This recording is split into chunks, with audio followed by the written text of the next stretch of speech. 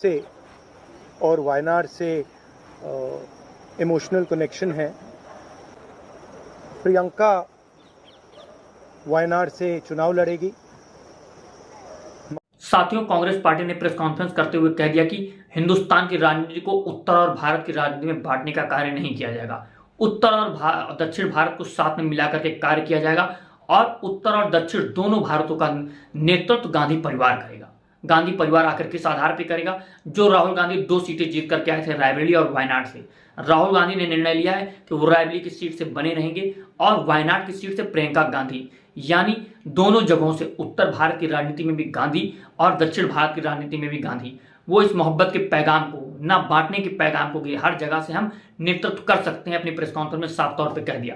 साथियों, इस वीडियो को आप देखिए, उन्होंने जो बात कही है उसके बाद इसका हम विश्लेषण करते हैं कि आखिर इसका आगे वाली राजनीति पर क्या प्रभाव पड़ेगा। मेरा रायबरेली से और वायनाड से इमोशनल कनेक्शन है। पिछले 5 सालों में मैं वायनाड का एमपी था और वायनाड के सब लोगों ने, हर पार्टी के लोगों ने प्यार दिया, तो उसके लिए मैं दिल से धन्यवाद करता हूं और पूरी ज़िंदगी उसको याद रखूंगा। प्रियंका वायनाड से चुनाव लड़ेगी, मगर मैं भी पीरियोडिकली वायनाड जाऊंगा और जो वायदे हमने वायनाड को किए थे उनको हम पूरा करेंगे। रायबरेली का पुराना रिश्ता है, काफ़ी खुशी हो रही है कि मैं उनको फिर से रिप्रेजेंट करूंगा, मगर आसान निर्णय नहीं था, मुश्किल निर्णय था क्योंकि जुड़ाव दोनों के साथ है। साथियों, आपने वीडियो को देखा कि राहुल गांधी ने कितनी शालीनता से कहा कि मेरा दोनों जगहों से रिश्ता है, दोनों जगह से मैं भावनात्मक रूप से जुड़ा हुआ हूं, क्योंकि जब मैं 5 साल तक वायनाड का सांसद था तो मैंने वहां के लोगों से बात की और उनसे एक अलग अटैचमेंट मेरा रहा है। और वहीं पर जो रायबरेली की और अमेठी की सीटें थी, यहां से मेरा अलग भावनात्मक रिश्ता था। और अब रायबरेली की सीट से मैं जब सांसद चुना गया हूं तो मैं इस सीट से बना रहूंगा और दोनों जगहों से गांधी परिवार ही नेतृत्व करेगा, दक्षिण भारत से भी और उत्तर भारत से भी।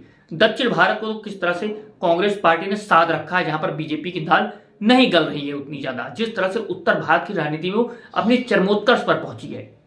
साथियों, अब जब राहुल गांधी उत्तर भारत की राजनीति में एक्टिव होना चाहते हैं, जब वो रायबरेली की सीट से रहेंगे उत्तर प्रदेश में, आप ये समझिए कि उत्तर भारत में उत्तर प्रदेश ऐसा राज्य है, सबसे बड़ा देश में राज्य है, जिसमें 80 लोकसभा सीटें आती हैं।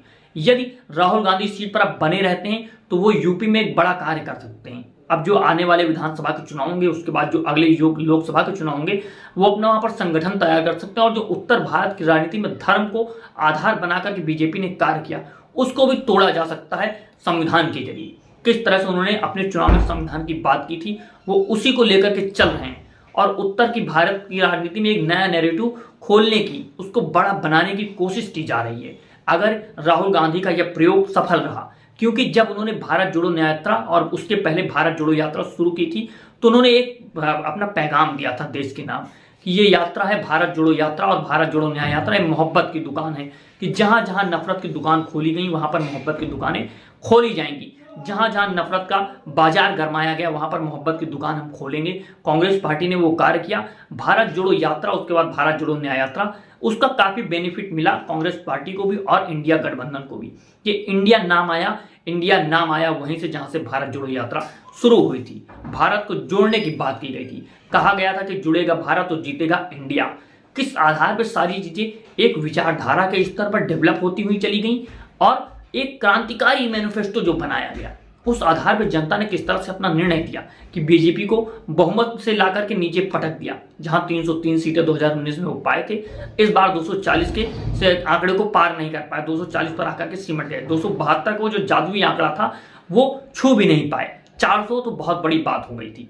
अब किस तरह से जो बहुमत की सत्ता नहीं है उसको किस तरह से सीमित किया जाएगा, गलत नीतियों पे जो फैसले होंगे उनको रोका जाएगा, ये मल्लिकार्जुन खड़गे और कांग्रेस पार्टी खुलेआम कह चुकी हैं, साफ तौर पे कह चुकी कि अब गलत नीतियां पास नहीं की जा सकती। आपने देखा कि अब जो अग्निपथ अग्निवीर योजना थी उसको भी 10 साल तक बढ़ाने की बात चलने लगी है। जीएसटी को किस तरह से गलत तरीके से लागू किया जा रहा है, कैसे राज्यों का जो हिस्सा होता है उनको कम दिया जा रहा है, किस तरह से केंद्र पर निर्भर बना दिया जा रहा है, राज्यों की अपनी संप्रभुता को समाप्त करने की कोशिश की जा रही है। ये बहुत सारे मुद्दे हैं जो उत्तर भारत की राजनीति में, जो धर्म की राजनीति अपने चरमोत्कर्ष पर पहुंची।